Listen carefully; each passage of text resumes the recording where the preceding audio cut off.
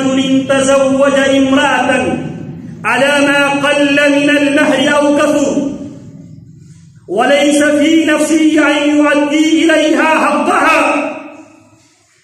رسول اللہ صلی اللہ علیہ وسلم فرماتے ہیں کوئی بھی انسان کسی خاتون سے اس نیت کے ساتھ نکاح کر لیتا ہے اور نکاح میں حق مہر لکھوا دیتا ہے، لیکن اس کی شروع سے یہ نیت ہے کہ میں حق مہر کو ادا نہیں کروں گا. آج ہم کہتے ہیں نا لکھو جی کیا ہوتا ہے، کون سامنے لینا ہے، اور وہ حق مہر ادا کرنے سے پہلے مر جائے.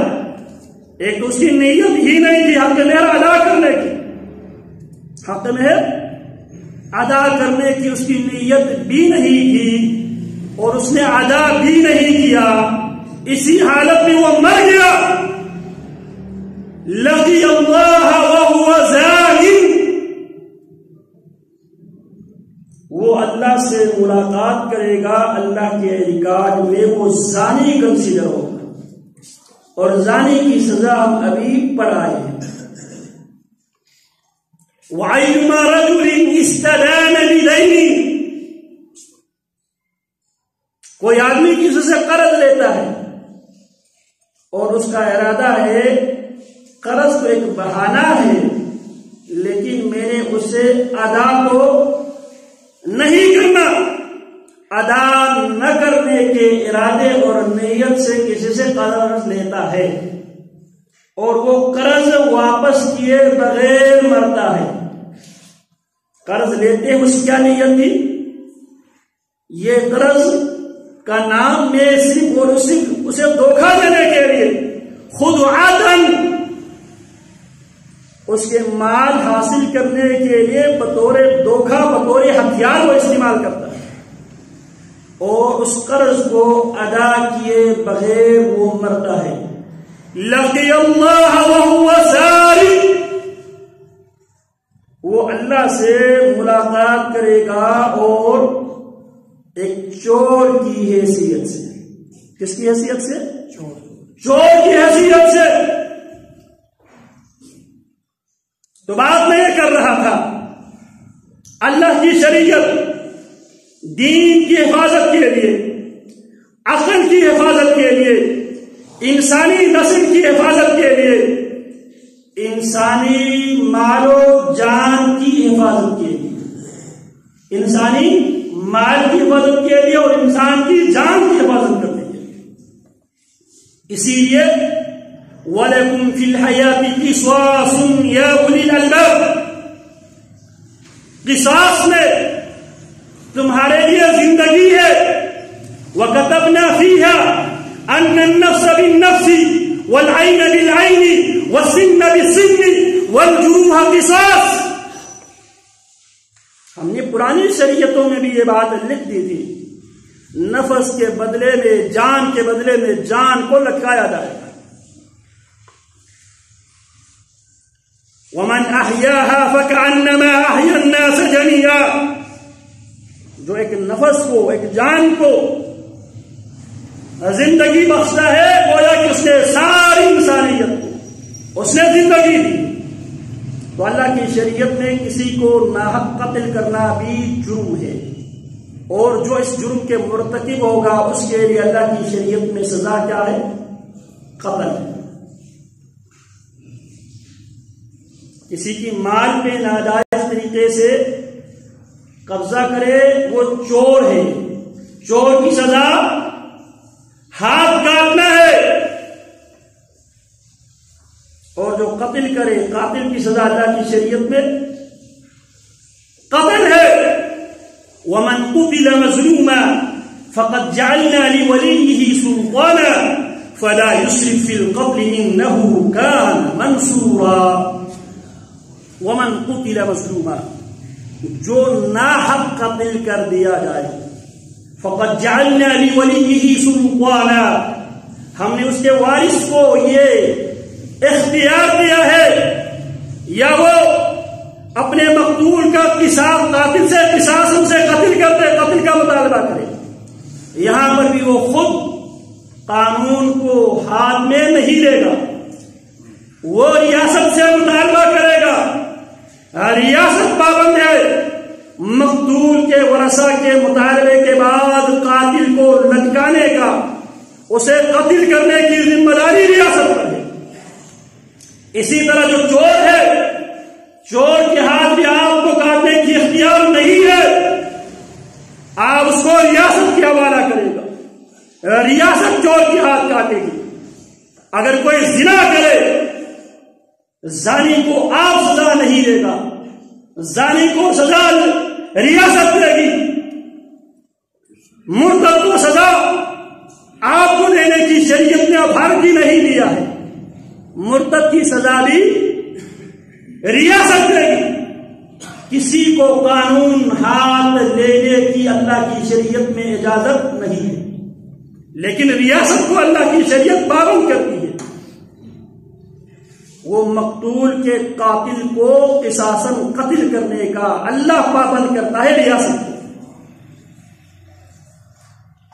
شادی شدہ زانی کو سنسار کرنے کا اللہ کی شریعت پابند کرتی ہے ریاست کو۔ چور کے ہاتھ کاٹنے کا اللہ کی شریعت پابند کرتی ہے ریاست کو۔ مرتد کو سزا میں قتل کرنے کا اللہ کی شریعت پابند کرتی ہے، کس کو؟ ریاست۔ کسی کو قانون ہاتھ میں لینے کی اجازت نہیں ہے۔ رسول اللہ صلی اللہ علیہ وسلم سے سوال کیا گیا، رسول اللہ صلی اللہ علیہ وسلم کے رشتے میں آپ کے ماموں لگتے تھے، جناب سعد ابن ابی وقاص رضی اللہ تعالی عنہ، یہ عشرہ مبشرہ میں سے ہے، یہ فاتح قادسیہ ہے، عشرہ مبشرہ میں سے ہے، فاتح قادسیہ ہے، یہ وہ جرنیل ہے جس کے ہاتھوں اللہ رب العالمین نے اپنے نبی کی اس دعا کو اللہ رب العالمین نے قبول کیا جب جناب رسول اللہ صلی اللہ علیہ وسلم نے دنیا کے حکمرانوں کے نام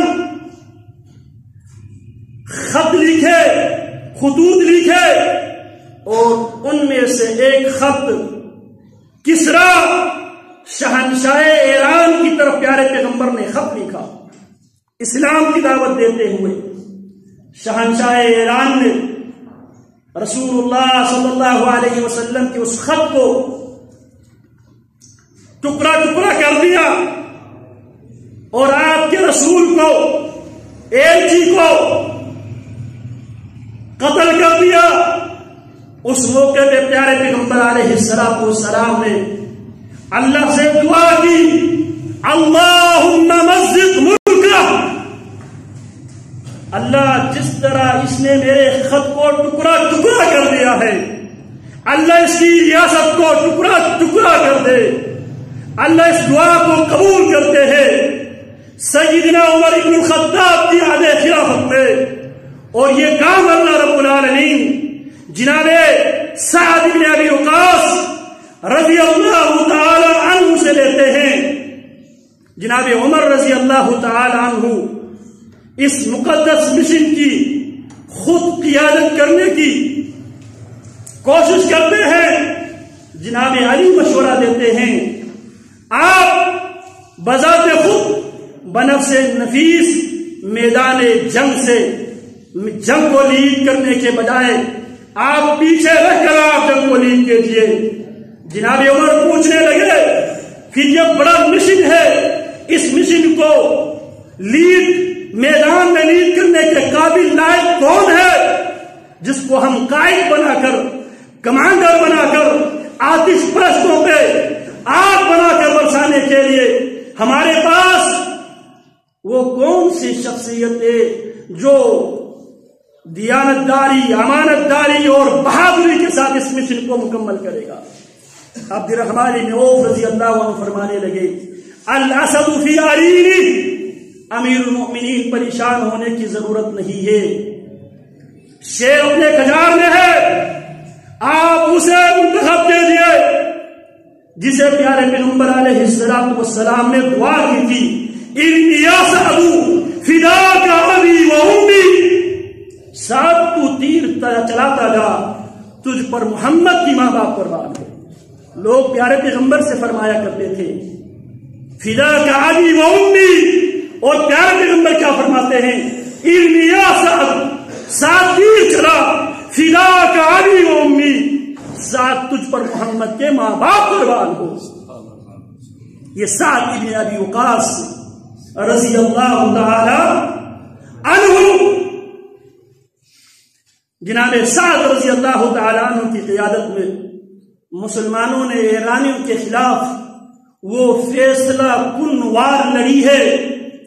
اللہ کی توفیق سے اس ضرب فاروقی کی برکت سے آج تک وہ مجوسی سنبھل نہیں سکے، آج تک پھر مجوسیوں کی ریاست نہیں بنی۔ تو یہ سعد بن ابی وقاص رضی اللہ تعالی عنہ بہت ہی غیرت مند ہے۔ پیارے پیغمبر علیہ السلام احکام بیان کرتے ہیں، اگر کسی کو اپنی گھر والی کے ساتھ کوئی آدمی نظر آ جائے اسے قانون کے حوالہ کیا جائے۔ جناب ابو سعد فرماتے ہیں اللہ کے حبیب ہم اسی موقع پہ جان لیں گے۔ پیارے پیغمبر اس موقع پہ فرماتے ہیں سعد یہ اللہ کی شریعت ہے، اور صحابہ سے پیارے پیغمبر فرمانے لگے اتعجبون من غیرت سعد، کیا تم سعد کی غیرت سے تعجب کرتے ہو؟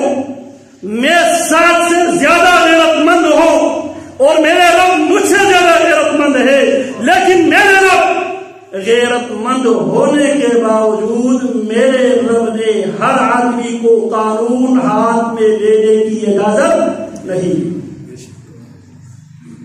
بات سمجھ میں آ رہی ہے؟ تو بات میں یہ کر رہا تھا، شریعت آئی ہے 5 مقاصد کی تحفظ کے لیے، دین کی تحفظ، عقل کی تحفظ، انسانی